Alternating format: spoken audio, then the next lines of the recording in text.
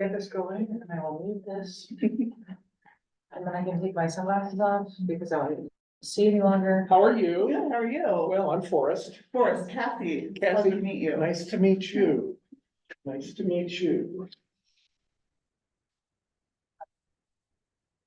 Your affiliation. Oh, the Chamber of Commerce. Nice to say that. Congratulations. Thank and you. Welcome. Thank you so much.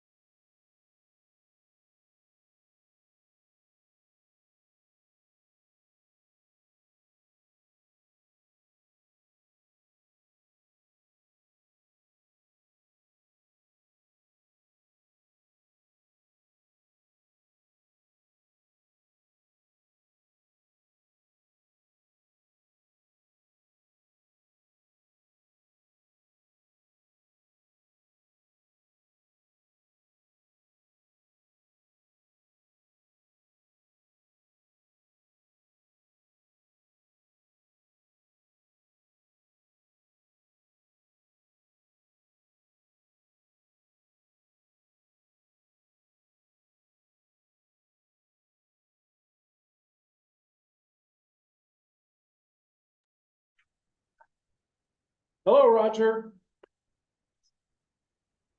How are you? We're well. Super. We're all warm down here. It's low 80s, maybe mid 80s. What's the wind like? Hasn't really showed up too much yet, but it's due to arrive. We get a lot of wind in Price. Yeah. Anyway, Do we have to like let people online? Yes. I'm not gonna be there. Oh, I'll make sure. Yeah. Yeah, Michael just said he was gonna jump on Zoom. Black. Oh, okay, good. I could not figure out how to get here. Isn't that funny? Like I drove the wrong way and then I just kind of got stuck. That's my life. Whole new world out there, right? Yeah, I think Hello. I haven't really gotten caught in the vortex until. I've almost run over a lot of it's pedestrians. date too. night. I don't drive down the road very bad. Changed clothes too many times. Oh, you know what, right? So people just hop out from between the cars. They do, yeah. They're They're like, like, everybody dresses oh, up like yes. that at state night? A lot? Lots of people do that. Hello. Say that. It's a only thing the road does.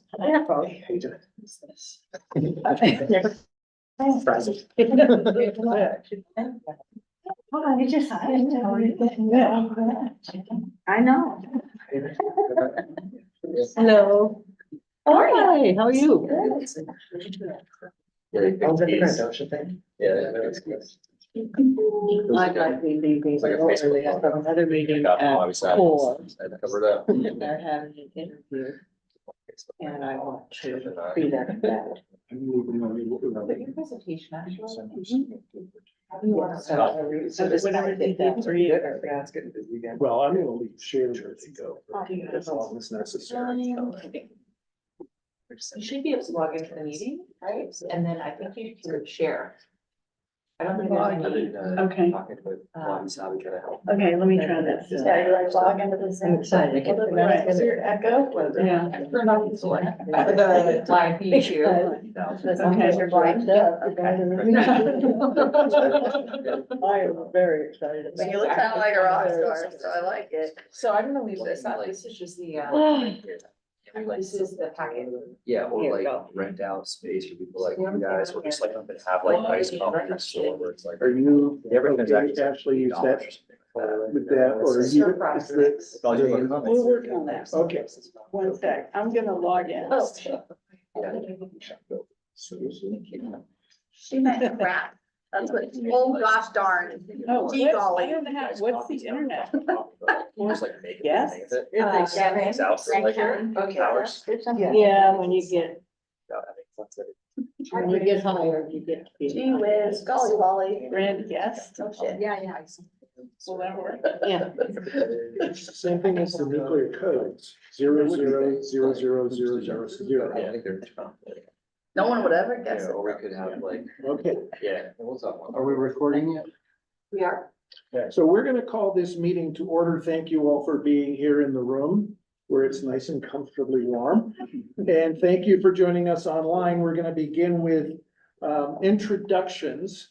And once we know who else is out there besides Roger, in fact, let's go ahead. We'll start with you, Roger. Welcome.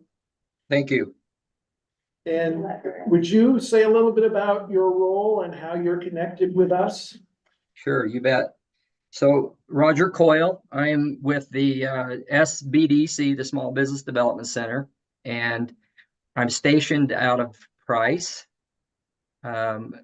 My territory has expanded from Carbon and Emery County to include Grand and San Juan County. And so we're kind of working and trying to help get some things in place in the Grand County area. So anyway, yeah, I actually just got off the Zoom call with one of your residents there. So I've helped set up quite a few LLCs and helped put people through the Wildcat Fund out of the Grand and San Juan County. Wonderful. Glad you're on the team. Thank you. Glad you're on the team. Is somebody else online? I can't. I don't see any. No, okay. Well, let's start around the room. Kathy, would you introduce yourself?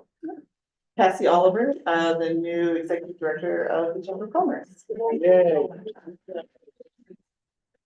Thank goodness. And I know nothing, so I'm sort of like. Not true, not true. Ashley Hornblock, Western Spirit Cycling and Public Land Solutions.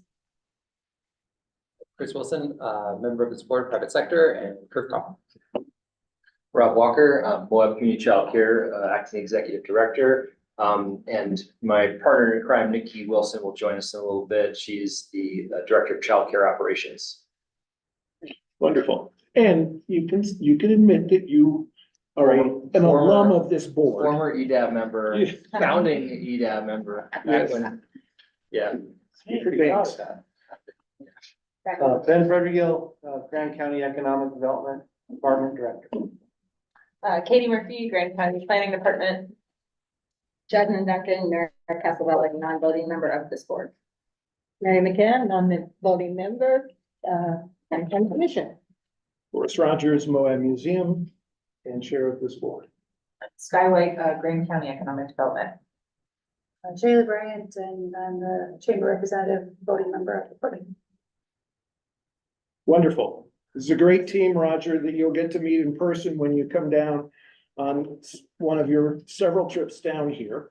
Yep. So it's a great group, and we've been doing some really good work. And as I think we told you, we're in a strategic planning process. And so we'll certainly be engaging the voices of the SBDC in that exercise. So this, And, is this a regularly ongoing meeting, regularly Yes. scheduled then? Okay. so- I would have liked to have been there in person, but I had previous commitments that kept me here, but I'll make an effort to be here in person next time. Wonderful. Fourth Wednesday of the month. Roger, what's a good way to get in touch with you so that we can, for the chamber's sake and business people? Yeah, by the way, I've probably set up close to 500 LLCs, guys, so I probably more than anybody in the state. So if you have people, send them my way. Let's get them fixed. My email address is Roger, ROGER .Koyle, KOYLE @usu.edu. USU.edu. Is that Roger without a D? Yeah. Correct. Yeah. Okay. I can't Okay. believe the younger generation spells it with the D now. It's just odd. All the younger generation writes my name at the restaurants is with the D. So, but it's no D. I'm gonna consider myself part of that younger generation, Roger. Thank you. Okay. I totally am like. Thank you. Like, I literally thought I was I weird. always thought of myself as a boomer, not blame like Last, that. your last name. I'll take care Or of that. like Roger, I don't know, Dodger, I guess, spelled with the D. Okay, his last name. So we've gone through, Let me give you also the number here. It's 435-613-5460. wonderful. Michael, I see your name there. Would you introduce yourself? Sure. Michael Black. I'm the Community Development Director for the City of Moab. Thanks. Good to have you with us. First of all, grammar requirements. Anyone to report a conflict of interest? Or disclosures? Or ex parte communication? None. No citizens to be heard. No presentations. We jump into discussion and action items. The director of our Economic Development Department. Okay, I'll just give a quick update. First of all, welcome Cassie. We're excited that you're on board, and by the fact that you're here, you must have officially started. I So, did. Okay, Yes, so you official. can't hide now. We're gonna find, all right. Just some quick things, trail to tomorrow. The study we're doing, strategic plan, anyway. They are finishing up and compiling the business sentiment study and in the beginnings of the visitor sentiment study. And this is one of those you always wish you could go back in time because you think of one more thing, but I think we've done a pretty good job of creating an overlap where there'll be a theme of the business sentiment and then what the visitors are asking for. Hopefully, a metric that really ties to how well the businesses think they're providing a customer service versus how well the visitors think they are receiving customer service. So that's one thing we're hoping to see. On the, So I just have a clarification. So the business study part of it is wrapping up? yeah, Saying- all the and so samples The are in. visitor study is starting. Is starting, and which was by plan. It was supposed to be linear like that. And so that's, we're switching from RRC to Nichols Tourism Group in terms of the subcontractors that are doing the work. In our own office, we've been working very collaboratively with the Grand County Active Trails and Transportation on a operating plan for our two departments, kind of with the Venn diagram of where we overlap with some budgets and strategies. And so we want to make sure we're optimizing how we're working together. So we've had about 4 brainstorming sessions where we sized down SWOT analysis, things like that, opportunities, the assets we have in front of us. And this week we started finalizing a vision or mission statement. So we think we can roll that out to kind of direct some other things tied in with the comprehensive plan we're putting together with the travel side or the tourism side, so that we are then making longer term strategies. We're not just reactive. We can start becoming proactive, a year out and that kind of thing. One thing that we're excited about, and we don't have the presentation here today, but we'll have it at the next meeting, is we have our team member, Kate Finley, who's taken on the data analytics role. And with each rev, finding more capability through provided sites that we can post on our economic development webpage. We will do, our strategy right now is to do a quarterly update where we can measure by quarter. But we're trying to get the metrics that give our partners in town metrics that they've been asking for. What's happening with tax, revenue, TRT, TRCC, how does that map to average length of stay, occupancy, the operation metrics of a tourism town. So that's been a big positive, and so we will have a presentation here at the next meeting. Kate could not make it today. With USU, I know that we've talked about the agreement going forward with the role of the small business role. We have the first cut. They sent us the budget. We will work with them to understand the plan and then refine that. And so by the next meeting, I hope that we'll have more of the dots connected, that we can get closer to getting to that agreement. Just for our own team, yesterday, very exciting, we took a tour of the Umphress site for Earth Day, which was very, very interesting. And then yesterday afternoon, we had the steering committee for UMPTRA. I don't hesitate to tell people that Commissioner McGann, I like to quote the fact that her dad built the pile and she's taking it down. So it was fun to be on that tour with Commissioner McGann.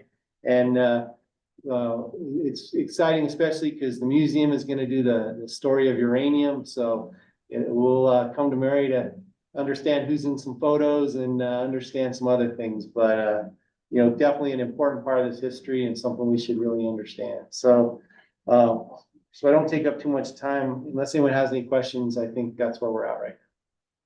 Just a quick question for you. Have you received that email just recently from Jason Yurka on the budget? Yes. Okay. I just want to make sure you received that then. Yeah, we've already red penned it and reduced it and changed the number. No, I'm kidding. We have it, and then we want to understand the plan behind it. So we'll we'll be connecting with you. Great. So just really fast, on the visitor survey, will we have a chance to look at it before it goes out? Before it goes out, Like on the questions?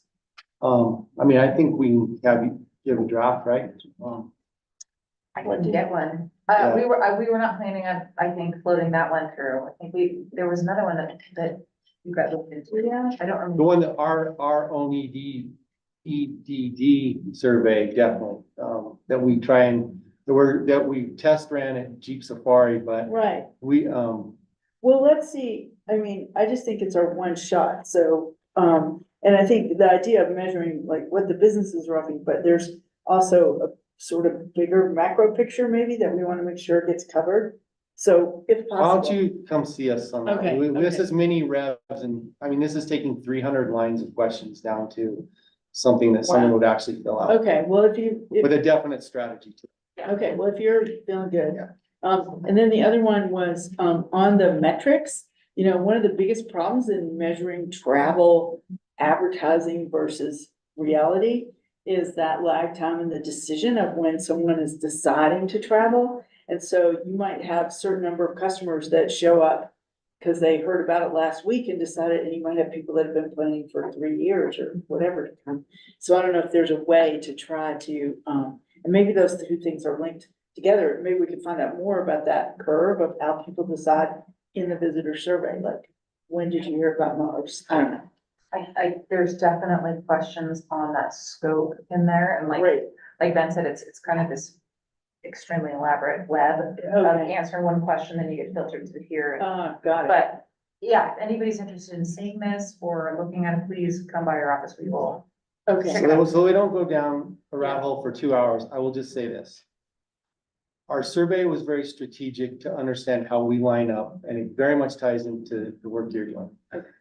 What we're learning, what we want to understand right now is the what, not the why, like who came here, why. We just want to know and answer what things like the travel council's been asking, the transparency of what's happening in these numbers. Yeah. Now, the other work that Sky and I have been thrown into with, trying to get a website in place and some things, we are learning about average length of engagement on a website. We have travel metrics back to bookings. We're going to a different way.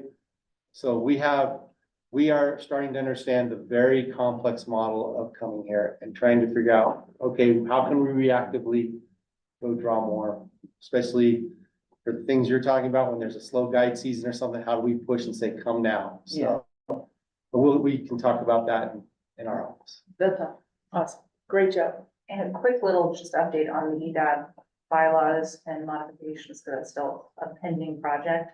Our department, me specifically, neglected to run revisions through admin, which was a very critical piece of the revision process. So we spent about 3.5 hours today going through that. It's gonna take another iteration. So that'll come back next meeting. Just so everybody's aware.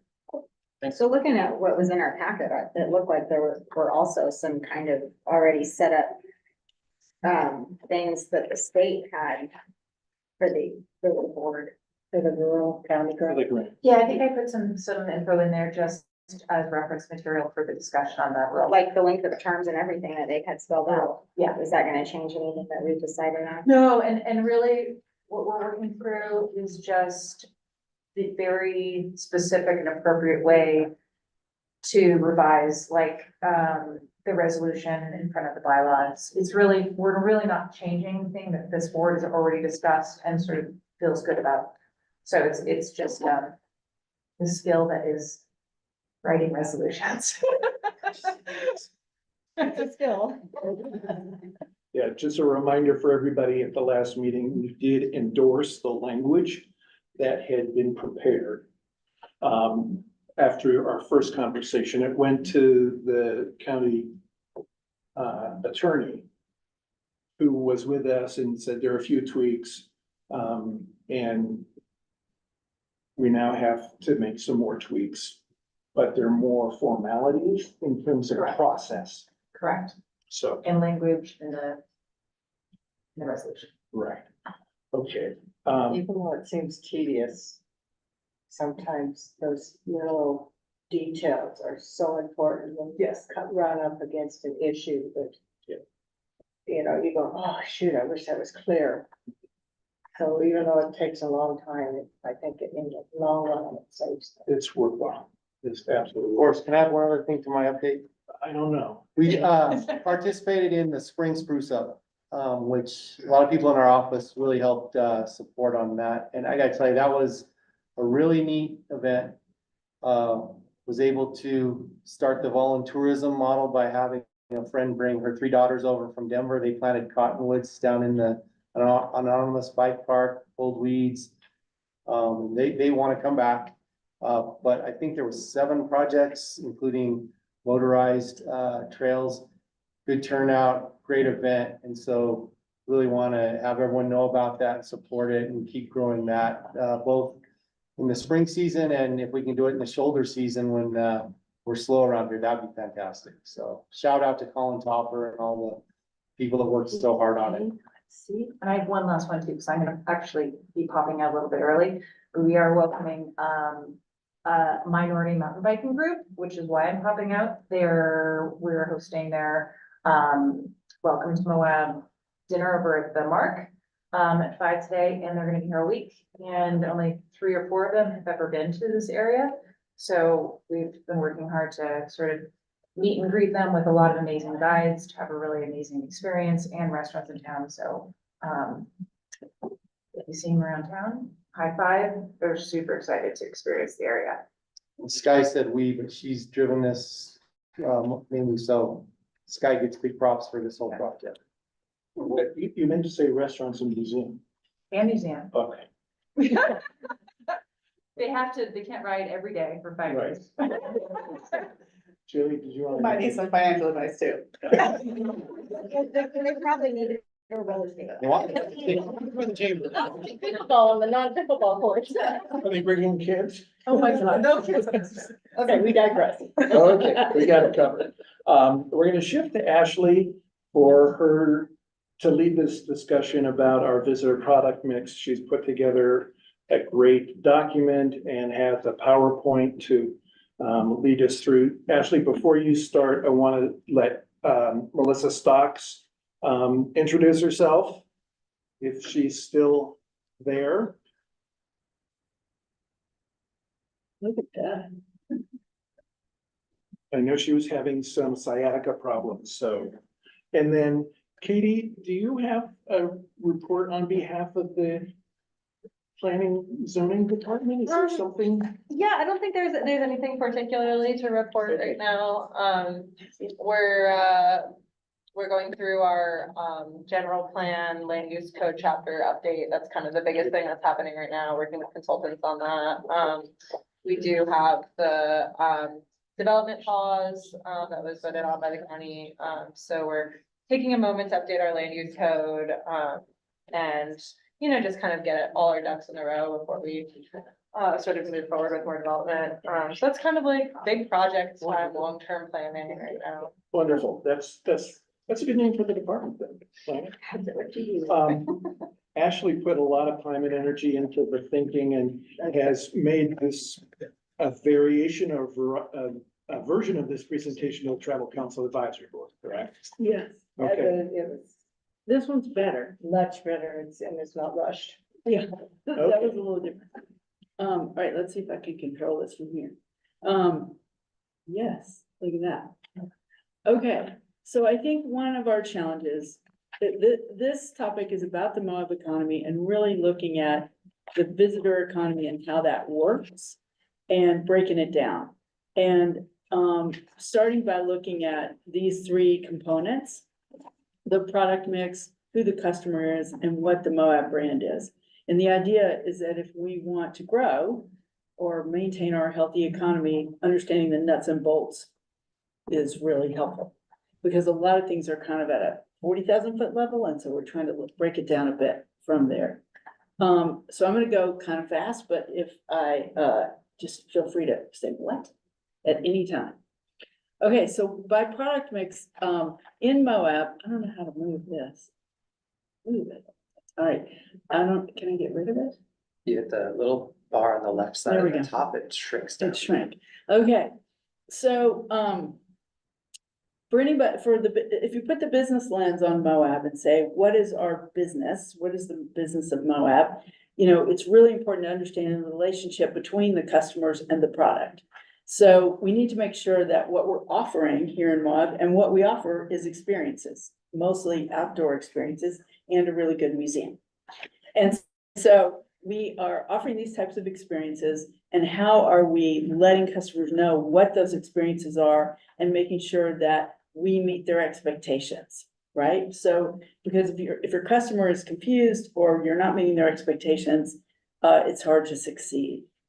So we sell mainly experiences, and the backbone of those experiences is our state and federal public lands. The visitors have the opportunity to have outdoor experiences that most will remember for the rest of their lives. So even though we're not selling a thing, we're making a very honorable living here in Moab by sharing something that people will remember forever. And that's a really important thing to think about, because a lot of times people think if you're not manufacturing or farming, are you really adding value? And I want to say that we are, because the people are going to remember this for the rest of their lives. And the other amazing thing about Moab compared to all our competitors, and we have many and more every day, because more and more communities in the West are turning to outdoor recreation as an economic driver. But what's amazing about Moab is that we offer everything, and really at a world-class level. So that gives us a lot of opportunities. Okay, so there's two real kind of ways that you can think about how our outdoor experiences drive economic development. One is tourism and visitors, but the other is quality of life recruits, which there are several in this room, quality of life recruits, I would say. And so outdoor access brings us visitors, but it also brings us people who want to live here and are living here because of the outdoor access. And the people who have moved here, quality of life recruits, we need to know, more about why.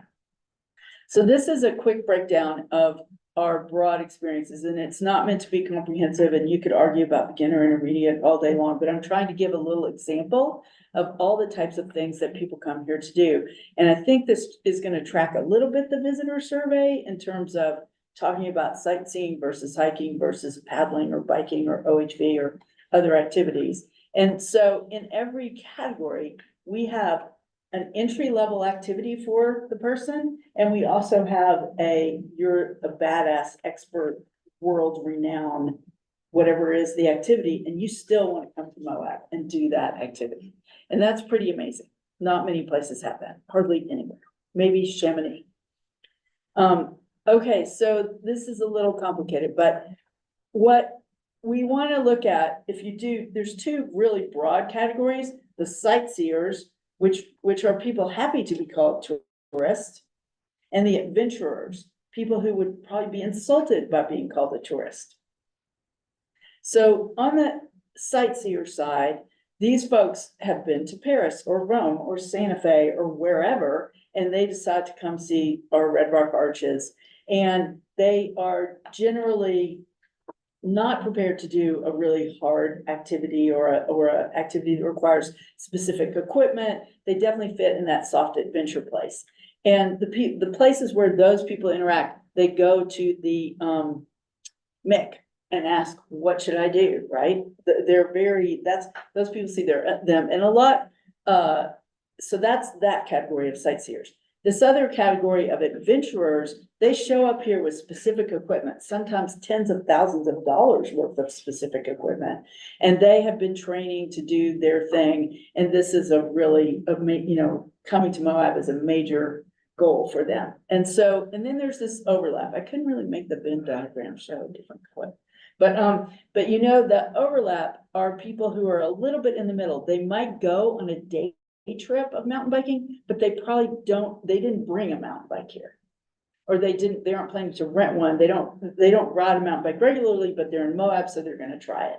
So, and those are kind of soft adventurers. And so one of our problems is that in Moab right now is that different business owners see different slices of this pie, but we haven't really aggregated the whole picture so that we can see it better, which is why the visitor survey is so important. So does this make sense so far? Like sightseers, tourists versus adventurers, really different categories and really important to start to understand them, because if you're gonna communicate with them, you need to know who are you talking to. Okay. So new products and amenities, based on what we learn about our customers. So we have, not only do we have every activity, we also have every agency.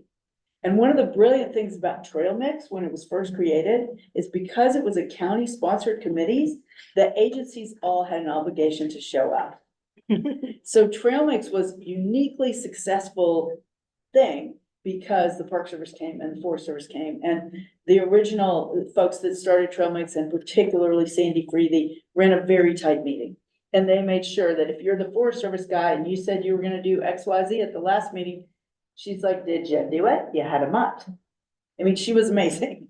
And so that format of a county-sponsored trail committee, not a 501c3, not a separate trail group or whatever, really was a big part of what developed and created Moab's experiences. But we also have, so there's Trail Mix, there's Ride with Respect, there's Friends of Indian Creek. There's a bunch of different groups that come into this ecosystem of developing new products, building a new trail, providing a new way to experience the river or jump off a cliff or whatever. We have a lot of different groups working to do that. And that's what we mean by the product mix. What are all the things that you can do in Moab, and are we meeting the needs of all of our visitors? Okay, so we're gonna go just for a minute. I paid $37 to get this picture because it was a woman in flip-flops at Anticline Overlook. And so this is really important because she doesn't really have the right footwear, but she wants to be outside. So how do we work with that community? How do we provide more experiences for them? Where do we direct those people? Because right now they're mostly going to Arches. So if we expanded that product mix and said, okay, you're a sightseer, you only brought flip-flops to Moab, that's okay. We welcome you. You should go to the museum, you should go to the restaurants, and here are some, if we had a little broader view of what sightseeing is to us, to Moab, and what we can offer this group of people, we can maybe get them out to Anticline Overlook if we want to. Now we need to think about that. And we need to talk to the land manager and think about if the traffic to Anticline Overlook tripled, would that be a good, bad thing? Is that site visitor ready for that many people? Does it need another bathroom? What's going on out there? As far as I know, it's pretty good and not that many people go there, but we should look into it. So, and if we could get that sightseeing list expanded, when you go to Moab, you gotta see Arches, you gotta see Anticline Overlook, you gotta see, and maybe we need to change the name. Maybe the word Anticline is kind of weird. Maybe we could do a better job of, of promoting that. But if we think about our recreation assets and we wanted to expand and get those folks that are visiting to spend another night, and we start to promote this category of, these are sites you can see in Moab in your flip-flops, it's okay. And you're welcome to do it. And if you come to Moab and you don't do these, you're gonna really miss out. Okay, so that's that category that really has a lot of potential. It's a huge category. It's practically every person on the planet could be a sightseer in Moab. So as far as a market size, it's a really big one. And the better job we do with that, without overrunning anything or damaging the environment, we could benefit more from that category. Ashley, I don't want to disrupt your moment. No, it's all right. Because I have to leave. No problem. Shaylee has the virtual gavel. I just wanted to say, I really appreciate the way you've identified these elements. And I think it gives us a lot of food for thought and some avenues to consider. And I think, as you said, the visitor survey and then the market research that's being done will really help us then really focus on that product mix. Awesome. Thank you so much. And I understand you have a big event. Yes. So exciting. Yes, it's very good. All right, I'm gonna bust through this. So on the adventure, we all know a lot. That's not even right. I know a lot about these people because this is my customer. But so this customer probably doesn't show up at the MIC. right? If a mountain biker is coming to ride in Moab, they got their information from Trail Forks, other mountain bikers, other sources. They're not going to the MIC. So the MIC wouldn't see this person, right? So these are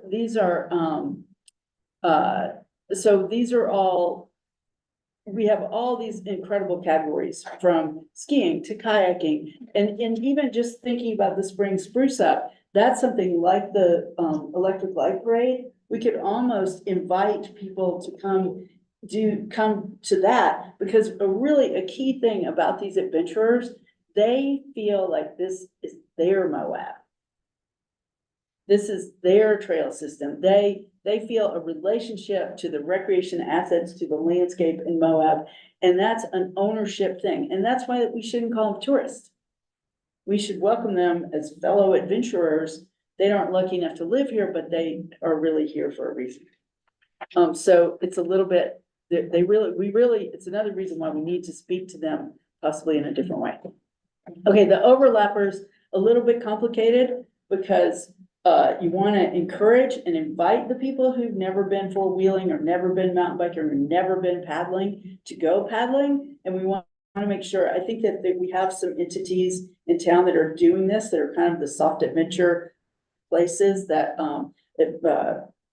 Western Rivers Moab Adventure Center is doing that. I think NAPTEC's doing that. I think a couple of other outfitters are doing a good job of inviting someone. Okay, you've never been on Whitewater, here's a great opportunity the day later or whatever.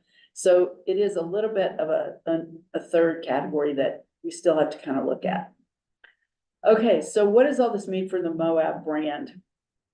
You know, to these different, we've been called all these different things: Adventure Epicenter, Moab Mountain Bike Mecca, world famous OHV Slick Rock Playground, home of the world famous Indian Creek. I mean, you can be in a cafe in Paris and say the creek, and people will know you're talking about Indian Creek if you're in the right kind of cafe.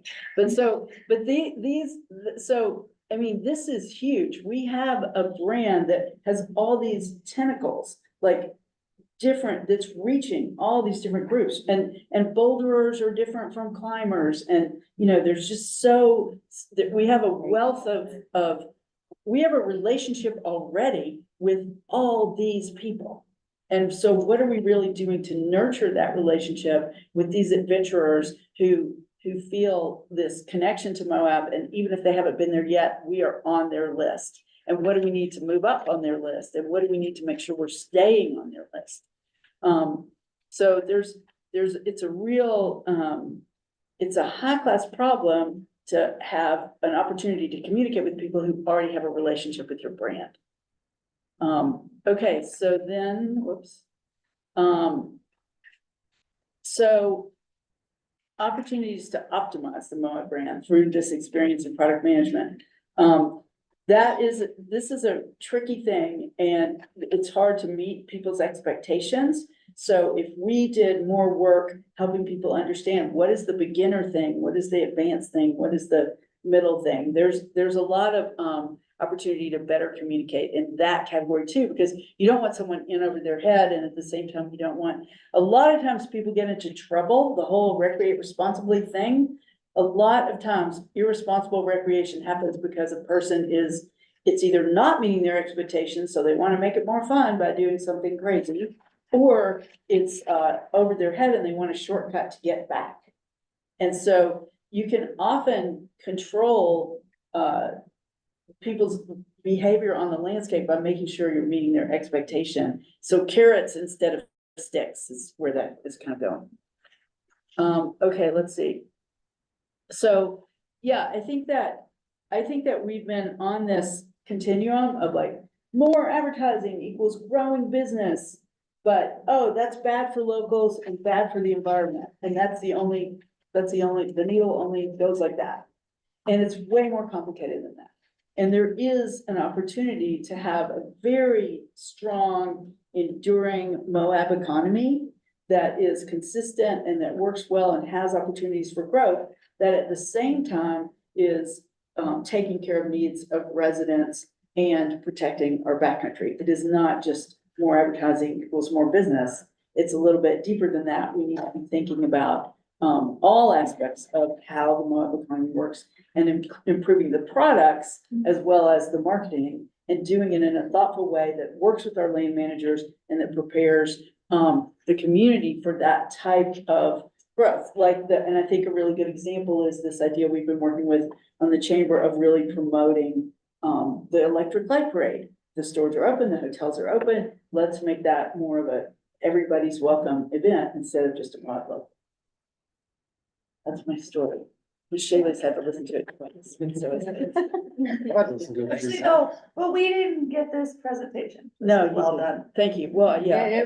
it was really, I can't remember where it was when I read it through today. You mentioned something like, as far as other businesses in the community, growing and other type of businesses is the, a place where people can buy that, entry level equipment. Right. I don't think you use that word, but that's what came in my mind, because like you come here and you think, oh, I can go down the river. But I need this, this and this to do it, and then to go buy it is just, Oh, like a gear library. Sorry. a gear library, is that what you call it? Yeah, thought that's what that people are would be doing. Really an asset if we had a gear library where somebody came in and spent, paid minimal fee, they got to use this equipment and they had to return it, Yeah. would, make it And- safer, because I've been on the river when people are just really shouldn't be on the river. That's how we all feel. We all see people out there and you're like, whoa, is this person gonna make it back to their car, right? But yeah, and you wanna think about like how, like already the outfitters are renting bikes, renting boats, renting life jackets or whatever. But are there gaps? And what are those gaps? And could a gear library or could we invite people? And then the other flip side of this whole thing is that because we're such an adventure mecca, scary place, are we scaring off some sightseers? Like, are they thinking, well, that place is you only go there if you're an expert mountain climber or rock climber or whatever. So I think that there's work and opportunity in both these categories of welcoming the sightseers more, taking better care of them, saying, this is something you gotta see kind of thing. And also reaching out through these already existing networks of people who are passionate about Moab. And if they don't feel invited right now, that's on us, how do we invite them? And we have a few conflicts and challenges, but they're all doable once you really look at them. And so I just want us to go a little deeper than, how do we spend more marketing money to get more people? It's just not, there's more opportunity. And if we're gonna spend a lot of money, let's make sure we're spending it. Yeah, in a more targeted way. I give Ashley a ton of credit on this. We've had this conversation going for a little bit of time now, and I think maybe when we started, Ashley thought I was crazy or we were in very different places, but I think we're in very close places. And I really appreciate the work she's done here, and it gets validated all the time. I'll just give a couple examples. If you're a golfer, you know what the postage stamp is, and you probably have tried to get there and play it. I've played the postage stamp. It's a par 3 on Royal Troon, and it's one of those places. You have Colbert's Couloir, which I will never go down, but I want to ski under it to see other people skiing it at Jackson Hole. Right. You have the whole enchilada. That's why this group that's here wanted to be here. But, and this is full credit to Ashley, is they've already been to Bentonville, Arkansas. Bentonville, Arkansas, correct me if I'm wrong, but that's the home of a lot of Walmart grandchildren who are building through huge investment, lots of mountain biking trails and claiming to be the home of mountain biking. Yeah. Well, like Abandoned Dunes golf course in Oregon that tried to recreate what happens in Scotland and Ireland. There is only one St. Andrews. There's only one Lahinch in Ireland. We're kind of that place. We've been here. The mountain biking's been here. So I don't think we have to panic about getting in line with our brand, but we need to uncover and be proud of the brands we have and start looking at influencers. And if you want to do research on this, just start watching the Outside channel every night that streams in. You don't even have to look up what's on, but you'll see influencers, the stuff that is in here. People are already polishing their brand, you know, these routes, these different places.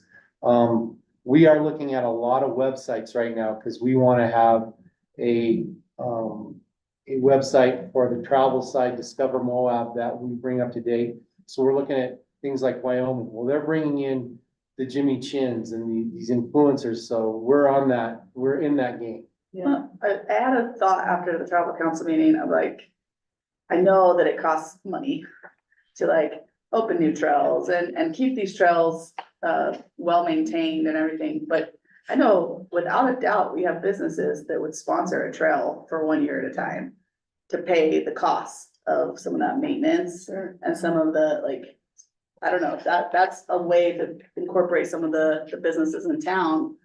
Like, we could name it be, I mean, I wouldn't do this, but Edward Jones is the whole enchilada for 2024, you know, like, Something like that. or sponsored by Edward Jones for 2024. It would be an interesting way to help incorporate some of the costs necessary. Or just get Red Bull to do it. Red Bull's gonna sponsor us. I've been trying to get Red Bull to give money to a lot of things for a long time. You can get any money out of Red It Bull. was, yeah, the whole enchilada brought to you by Red Bull. Yeah. It'd be- Should be but- certain recipes brought to you by- But I bet, I didn't think like if we could have some of our things sponsored. Sure. Yeah. Well, this is the really Naked Beach, important. sponsored by. Yeah. Yeah, it's a brand that goes. Not yet, because one of our problems right now, or the thing that was making me crazy for a hot minute there was these hotel owners complaining about lack of rooms and having no understanding about what was going on with the trails. You know, that there was a real disconnect between some of our businesses and what's happening on the public lands. And so A lot of it, they just don't feel, they just don't feel included, they invited. don't feel like their opinion matters. Yeah, And, you know, sometimes as a local, you end up just feeling like you're over here and this is happening because that's what the economy is doing, but we're not like including them, exactly. which I think there's an opportunity there. Definitely. I mean, 100 years ago, I definitely marched around town and got donations for trails. But we haven't done that in a while because we created this really I think we need to. successful trail mix, I but could go to some of these big entrepreneurs, the hotel owners and say, we want to do this trail, we need this much money. Do right. you want to sponsor it? One Yeah. thing we've said too, is there was an article, I think it was in The Economist or in Condé Nast about Scottish whale watching. And one of the people just said, what is one of those whales worth? Like, what's it worth? So we started saying, what's one of these trails worth? Now, we know we can go get a land value or something. What's one of these climbing routes worth? I mean, if you, Experience, yeah. yeah, it's like, to put that metric on it would be something to be fun to push out there. Well, when they're once in a lifetime Yeah, things, like how do you put a value on that? Sorry. Can I add a little tidbit for you guys to consider and think about on this? Absolutely. absolutely. I thought about this for a while. I mean, so you made a great point about these people that don't want to be called tourists. And like, I came to Moab as a tourist for 10 years before I moved here. A lot of people probably like that. And what I cared about the town obviously before. So I mean, one of these ideas is that so many things are free to do.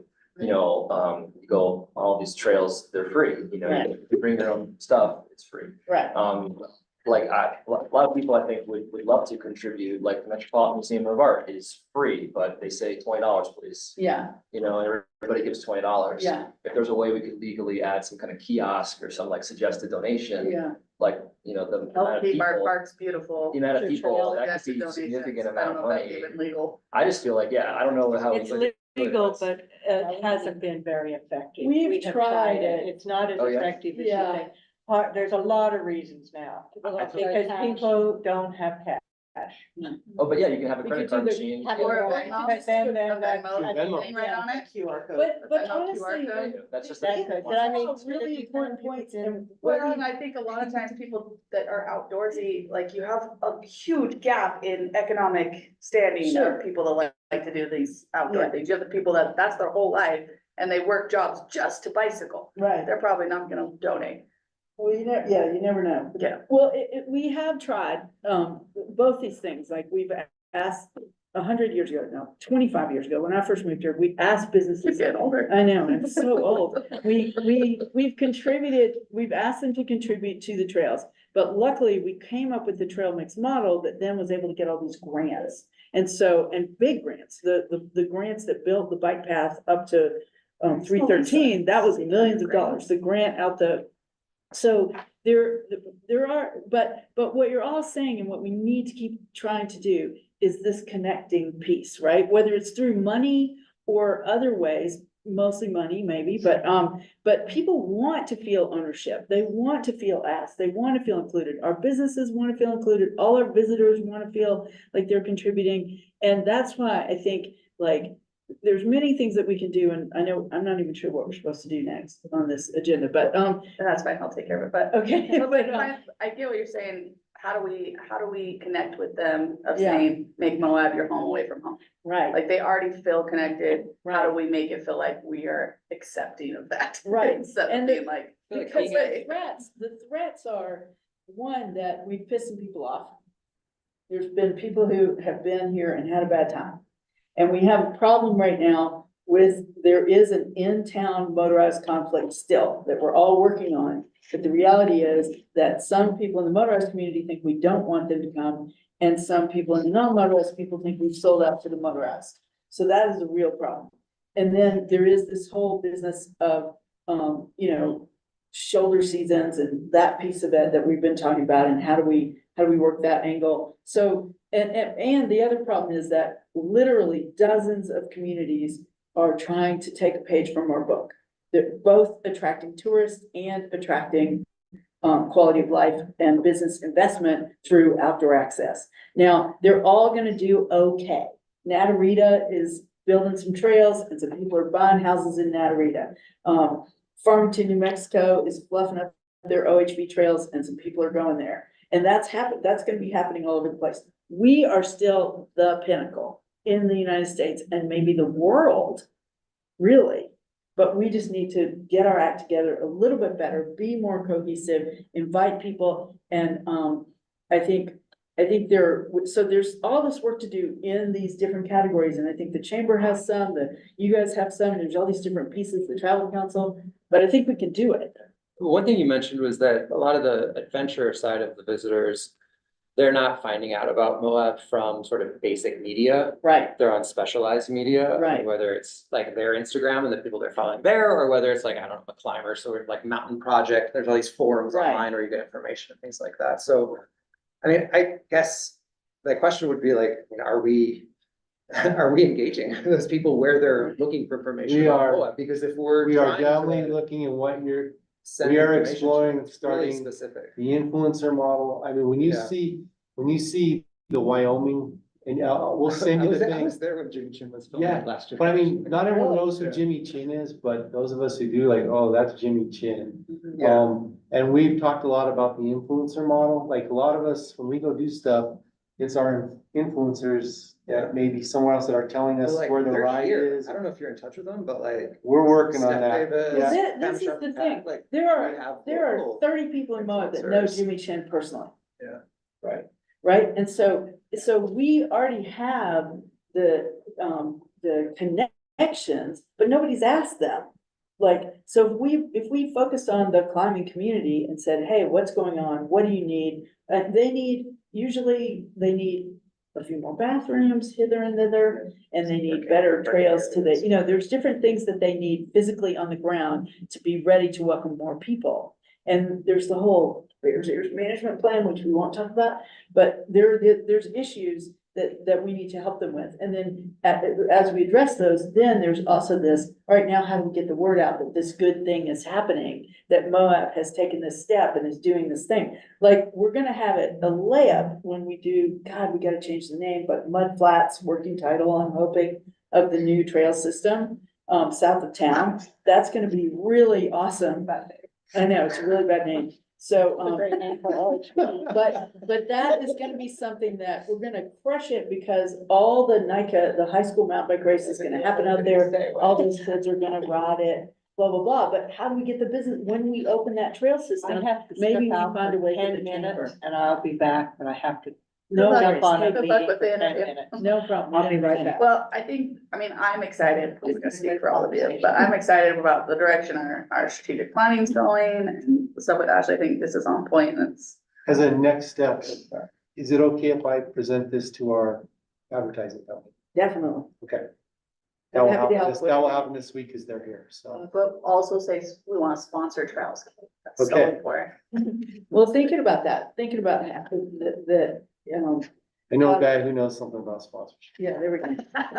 All right, well, thank you so much, Ashley. I think it's super Thank effective you. and Yeah, it yeah. was Of a great course. presentation. I couldn't go around doing this for all these other communities, which I'm doing it for. Without doing it for your own. I was like, geez. what- See, already we have a sponsor. Yeah. Ashley. Well, and the presentation made it visually. just- Help, yeah. It helped a Yeah, lot, so good. thank you. We should maybe do a do-over with the tourism council, but that's a different. We can do that. Maybe. I Whatever. mean, if you want the hostel. Honestly, I think you should do it. I think this should be a chamber luncheon. Oh, right, okay, that's a good idea. I'm happy, I'm happy to do that. Maybe it'll be the July one, because hopefully some of the stuff is gonna go in. But I think we could do it with you. Have you do kind of a strategic planning update and then have her do this and make it a good, strong presentation for the luncheon. Absolutely. Or two, like, related, two-part luncheon. Anyway, okay. Okay, so, Am I able to share my screen? yes, go ahead, Roger. I don't know if I can, I'm gonna try this real quick. I want to just share this with you. See if I can pull this off. You may have to let it share. Are you able to see this? Open for him. Yeah, it's. It's working, give it a sec. Okay, so to your point, right, this is a community effort on a trail in Davis County where I came from, where we, this is actually done through Davis Technical College, where they go out on a regular basis to try to do something in the community. And so this trail needed a couple signs, and we organized a local metal company. They donated the metal. They did all the graphic work on it, and then we went out and installed it. And here it is, a couple years now later. And it's interesting because there's been some graffiti on it and some different things like that. And the people in the community come in and clean that up. And it is just, they took an ownership of it. And so anyway, I just wanted to share that with you, that it does mean something to have people have ownership of a trail in some way. Yeah, well, we'd have to probably get permission from all the park services and things, but. Yeah. I Yeah, They let it's a us. little hard for us on the federal lands, but the concept is you're They'd dead straight probably on. still right? be That's right. open. Yeah, thank you for Yeah, sharing that, Roger. they're open, yeah, they all want help, there's just certain rules, but yeah, that's They great. need all Right. the help they can get. Yeah, yeah, definitely. Well, cool. Thank you so much, Roger, because that is really cool that it puts You're it into focus what I was talking about. Yeah. Well, cool. Rob, are you ready to give us your report? Sure. Yeah, the report was only sent out maybe 2 days ago. I don't know if anybody got a chance to read it. I read Okay. it. Well, I don't know. I like to write things at a time. I put a lot of thought into writing this. It's well written. And instead of rambling on, I really don't like been to too many presentations and things in my life. So I can just have this be a Q&A. I want to introduce you all first of all to Nikki Wilson. Hi. She's our Director of Child Care Operations. She, walks my talk, made this whole thing work out and takes care of all the kids and manages our staff of 17 or so caregivers right now. And now we have, 2 separate centers, and there's always something going on, as you could imagine. It's very labor intensive kind of industry and job. Happy to report a lot of success we've had. So maybe I'll just do you guys just want to ask questions or follow up some things? Or? Well, I just have to say, I was definitely one of for me, I was a single mom of 3, so this speaks to my heart, but I also, from the get-go, was like, all right, when is this gonna be self-sufficient? It's been one of my questions, so it's really cool to see the growth. I think those numbers are fantastic. I like the estimates that you're going for. I see the growth. Looks like you have the community getting super involved. And our next topic, we'll be talking about getting ready for the rural county grant. So, does anyone have questions for Rob, since I'm assuming you guys are gonna be applying for that as well again, Yeah, for the rural the county grant? rural county grant, yeah, not the opportunities grant. Right. Yeah, I mean, thankfully, like, I think, yeah, we managed to work with another church that would give us a spot, the Community Church of Moab, so we got our preschool for nearly no money. That's awesome. So if you remember a few years ago, we applied for the RCOG and got the RCOG for building a preschool at the pre-health clinic, which didn't end up working out, but that was gonna be $300,000. So it's pretty cool. Like, we really focus on like outcome. And so we're getting that essentially that same outcome. So we try to be really efficient.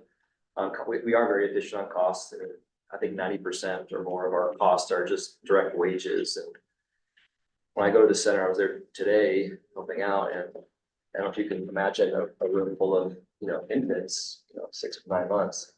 Like, there is no way you can really overstaff that.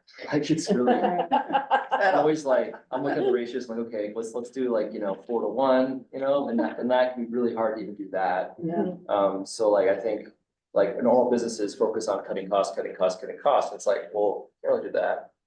But we've got some pretty creative strategies, like I mentioned, the tourist care that we're adding, that we dipped our toe into, which I think is a really good way to add to our bottom line. And I think ultimately though, to me, I think the word affordable was, we got this one other grant. We started out through like a COVID related grant that gave us like nearly $200,000, which allowed us to really go slow and have our prices be really low and overstaff. And as we were growing our, the kids, because, that grant is gone. So now I think, to me, the board, I think, agrees, is that affordable means, we're pricing it in line with our costs, and we should be really proud of keeping our costs down where they are. And I make this comparison, it's kind of fun for the financial people or whatever, is that there's one publicly traded company in the United States called Bright Horizons. They're like number 2 or number 3, the largest childcare operators. And they publish, do a sample of their tuition around the country, 400 centers out of 1,000 sample. And their infant tuition, on average, including cities and more rural areas, is $25.50 a month. That's average, right? So higher in cities, and ours is $11.75. So like, it's obviously a significant amount of money for families, especially if you have 2 kids. But it's pretty cool that if you compare our cost to their cost, we're not paying rent. Wages are like 70% of their cost, they're 90% of our costs. Because I used to be an investment analyst, so I went through all this stuff. So it's pretty cool. Like, we're actually like much more efficient on a cost basis, and then we're not charging a profit on top of that. So like, if instead of us, there was a for-profit place in town, families would have, it really just become a thing for the wealthiest people in our community. But yeah, as the numbers have gone up, Shaylee, like, it just doesn't, it's not a good place to be where we're looking for grants to cover that, because our budget's like, 500,000 or more are gonna be, with the 2 centers running. So to be able to have to get that and to have uncertainty around that. So the rough plan is gonna be that the tuition covers those costs for the centers. And then we'll still look for grants here and there we have a grant writer, we pay hourly, and he's written maybe like 15 grants or something like that. So he writes a lot, like a few a month. That money can then be used to help further our mission. And that can be variable, right? But what's not variable is like, we can run the centers profitably and break even basis. And then that money we raise and, could be used for things like, the main one would be tuition assistance for missing middle families. So as you guys probably know, it's a big thing in Moab. It comes up with housing, and it's definitely been a much bigger thing in childcare than I thought. When I started, I thought we'd get a lot of families qualify for subsidies. Family of 4 qualifies for near free care if they make like under 85,000 a year, which sounds great when you look at the numbers of the average income in town. That should be a lot of people, right? Turns out, no, like, a lot of people actually make a little more than that have kids, and so, but if you make 100,000 or 110, you've got 2 people making, working both, that is tight. It is tight to make it. That is the majority of our customer base. We have maybe, I don't know, maybe it's 10% of the people we've served, a little more have been these under that income. level. But unlike another town, like I say, like a Park City, we don't have really wealthy, we're not Salt Lake, we don't have this like wealthy tech group of people that we can have a big sliding scale for. So it's like the question is always, how do we help those, those working families make this work and stay in town and not move back to where they grew up. So they're, they can have childcare and so forth. So that's kind of like I mentioned, to the extent you guys are interested, we can talk about it, Like a scholarship program almost? essentially, yeah. And then you have the For a matching portion of the program too. costs, because people, we can talk about Yeah. the matching thing. The idea is sort of like, people are used to paying for childcare. They're not used to paying for like third grade, but they're used to paying for childcare. And, but a lot of people still can't quite afford the full amount. But if you can cover 80% of that amount or 90% of that amount, it's a huge difference. So the thought, and then that can, covering that small amount will then enable the rest of the money. Like covering the 10% enables them to put the 90% in. So you can increase the size of that economy and keep them there for like that small portion. Definitely don't want to, we wouldn't be doing like, there are subsidies for ultra low income families, Head Start. But yeah, having more things, I think that's like our vision of like, what does a childcare oasis look like, in this town? And childcare is readily available, high quality childcare readily available. There's assistance, financial assistance options for people that can, prove what their fixed costs are, things like that. I would love to do that. To do that properly would require probably like, maybe $200,000 a year or something, like to do it for the whole town. We started dipping our toe into it. One way to think about that is a more efficient way of then us providing the full assistance would be to get employers to kind of chip in as well. This is a thing that's like nationally happening with larger companies. They're realizing like this is in their financial interest to do it. Yeah, we really, I'm sort of surprised and excited to report that the school district has decided to go along with this and to do a program with us. Maybe we should do a chamber luncheon about it. Yeah. Great idea. Yeah, so, Let's talk to all the businesses. yeah, and the idea is that, we were, Yeah, for sure. I'm giving all the luncheons. Build it Solve right it here. I'm happy to, yeah, I got the So presentation do you already both, written. do you both feel like right now you have what you need in staff wise to add the tourists? Yeah, let's Where talk did about that- that part a little bit. Sure. Staff wise, Yeah, no. without, without like taking away from what we need. No, I mean, I think we're very efficient in our centers. Our staff are highly qualified and they are very efficient, we've trained them well.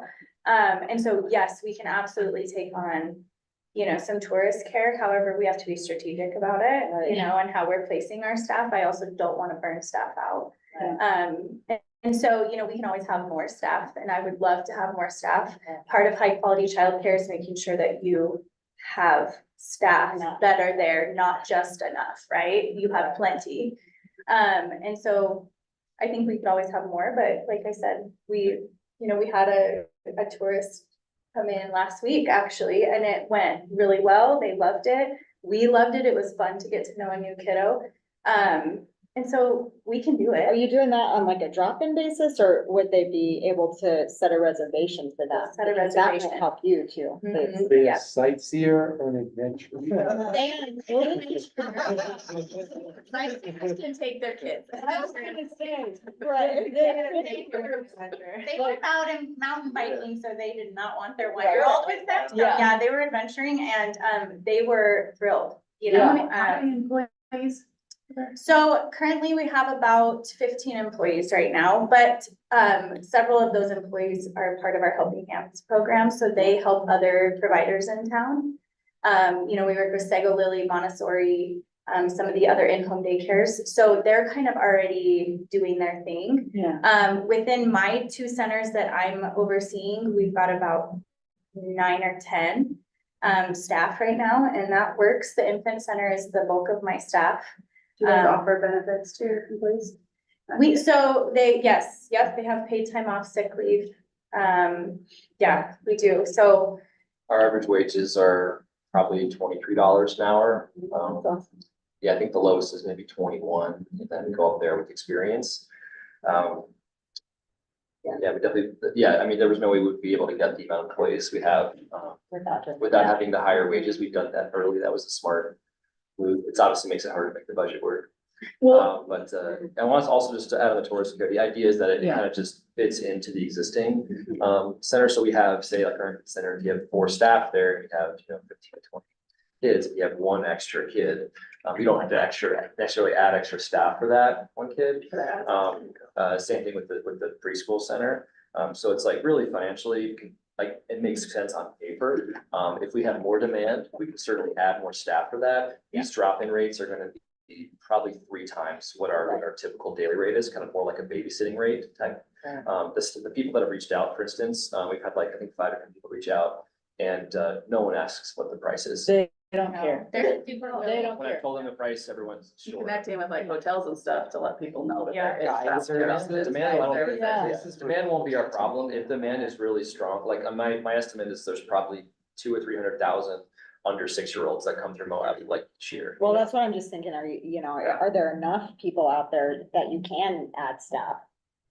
Well, Finding staff can be hard. Here's the. That's such a so good question, it's hard, I right? have We've done a a good job guy getting staff. who started a nanny business in Vail. Mhm. And she, it's online, the people reserve in advance, the whole thing. And that's obviously, she's sending people to the persons wherever they're staying, which is, who knows? But I just think that this could be a real profit center for y'all. And we have to think about it and not go crazy, but I think that the adventurers are really the whole reason you married that person was so you could go do your adventure with them. And now you come to Moab and it's like, okay, the moms have to go riding and then the dads and nobody ever gets to go together. And so I think that, I'm not sure exactly how you would meet that demand, but I think you can charge a lot for it. And it may be, almost like a weekendy kind of a thing or something a little bit different time period than your normal operations. Cause do you operate on the weekend? I guess. Not correct. No. We'd Okay. like to over time, we'd like to add more hours. Sure. That's definitely part of our vision of like what the future will be, Yeah. more availability. Well, and these people, when they book, when they book their trip to Moab at the if we get the word out in the right way, you would have really a lot of advance notice that, and you'd be able to start to maybe staff those weekends in a way that was somebody who needed extra money or wanted to make more overtime or whatever, or having a whole different group of workers, different group of workers who don't work at the regular, I don't know, but I know that the demand is out there and they don't care about the price. So Yeah. my only question when you guys come to apply for this next portion is like, I think we all kind of waited around to see if you would survive and how it would thrive and that, and I think you're proving that part. So then my big question is, what's your long-term strategic plan? Maybe, I see obviously what your goals are to be profitable by 2026. And then what? Like, is like your goal to be? Or cash positive, not profitable. Yeah, I definitely try not to use the Sorry. words profit and loss. You're a nonprofit, right? Not in this. Yeah. In an accounting world, it's profitable. Yeah. Surplus. Yeah. The ones I thought of. So I could just talk a little to that now. So it kind of like I mentioned a little before, the idea would be that, we have these centers and those are break even. And, we're providing care to, 40 kids in those 2 centers that we operate. And, we certainly could end up operating more centers and we keep that same kind of break even model. And then, but to fully kind of achieve our full mission to create that childcare oasis, we need to have more tuition assistance for the people. So that'll be, we're building the grant repertoire in terms of, having more grantors that give us smaller amounts, things like that, where we could, do different things. We're trying to obviously grow the school district deal and use our money there, your money, there to pilot that program. And then they can kind of take it on later on. We just gotta help them get it going and we can put that towards somewhere else. So, but the main thing is I put in here, like, I'm the most proud of like that our infant center like runs and operates every day and provides high quality childcare every day. Like, it is so hard to do all that. So I'll be very happy if we can just kind of know that we just have that funding in place and people are paying for what our costs are, we can cover that and it works. And then, we can continue trying to, if the tourist care works, we can then use that to then provide more financial Supplement. assistance for families. And also when we have more of a financial cushion, you know, as we grow our staff, we can then stick our neck out for, you know, evening care, for more weekend care. You know, there's some interesting Or things even happening at in home, like, childcare. would that be crazy, like to send to do it Yeah. on the nanny? Oh, mode? to offer that is Yeah. yeah, it's definitely something that happens. We're looking at what the Park City did, was like sort of a similar thing, and Right. I guess Alta. Does this exist in other places? Yeah, Yeah. I can't remember when I got the idea or thought about it, but yeah, there's a place in Alta that does this, and Or sending we nannies. charge the same prices that they're charging. I started with that, and they also have a separate business called, not them, but Mountainside Sitters, where it's like $45 an hour for someone in your hotel room. Right. So yeah, we could definitely add all that out, and then if the demand continues to grow, then we could open a whole separate center and just pay rent on it, because it'd be a very profitable business. We could utilize our existing staffing. You know, like the training that Nikki does with all of our staff, and like that's the big hurdle with childcare. You know, Canada just a few years ago made subsidized childcare like nationwide, kind of made it like free pre-K. But they had a problem with it because they didn't have enough centers and people working in it. So everyone had the vouchers, but you can't get the voucher to Yeah, anybody. I was No thinking one's doing it. infrastructure is the thing. I mean, if you're gonna put money somewhere, maybe Right. infrastructure would be. Well, like- There, right? As you're, I mean, thinking about potential grant application with us again, I mean, I guess it seems like tuition assistance is the goal. I Yeah, don't know that, or at least from my mind, this is just my own personal opinion, that a rural county grant is something where we could offer that on a sustainable, ongoing basis for oh, yeah, childcare. agreed. But if you feel like the employer contribution program or the tourist drop-in program is something that can be used to help generate some of that extra cash flow that can give you on an ongoing basis what you need for tuition assistance, which has got to be the goal. I mean, I totally agree with that. Like, if Yeah. that's how you fulfill your mission, which is how we get the economic benefit of what you guys are doing. Yeah.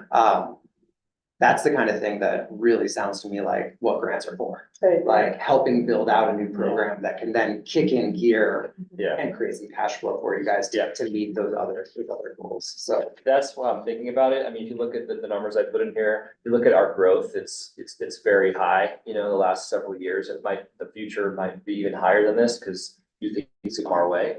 I mean, so I think the idea of this, and you guys have been essentially like a founding investor, venture capitalist type thing, seed funding for us to create this organization. It would have been, I don't even know, it's possible it wouldn't have worked out if we got money for several years from you guys. That enabled us to, you know, that infant center, we lost, you know, a ton of money, you know, on that last year. I know it's weird to phrase it like that, but like, that's the reality, because we could be profitable tomorrow if we just raise rates on all of our families, and they probably have to pay it, you know, but it would really put the whole thing in jeopardy. And it gets The elastic at trust some that- point, right? What's that? Like you're saying, it gets elastic at some Exactly. point. People move back to where their family is. Yeah, then they leave the whole system, and then their mindset says, oh, we can't afford high care. So the thought is that to help us bridge that future with like additional funding for, like I put in the detail, like, you know, our preschool center is gonna lose money this year, you know, until you get the enrollment up, until our infants age into it. And our infant center is still losing money, but I wanna raise rates probably 10% next year. That's like in our forecast, our budget. But probably not higher than 10%, an annualized rate, because like, you know, so that's kind of the way I'm thinking about it. The tuition assistance program, that is like for the holy grail, the really goal, like that's gonna be a hard thing to do. I mean, I'm hoping one day we just hear the federal government saying like, oh yeah, pre-K is like free, and like, we'll write you guys checks. And we'll have all the infrastructure in place to do it. The government likes to do that. The federal government Yeah. does, so. Well, I think I'm optimistic, because I think there's an easy economic case for it. It's like, yeah, you can really show that, that the investment makes sense. Are there any metrics of not the infants, but the older, Preschoolers. like how they perform once they get into grade school? Do they have a leg up after being in? We haven't been operating that, so we don't have data on that now, but I mean, there's lots of data that shows that. I mean, yeah, high quality there's childcare market improves data. Educational outcomes. I'll Yeah. just say, like, I taught for a long time, third grade and fifth grade, and I also student taught in a kindergarten classroom.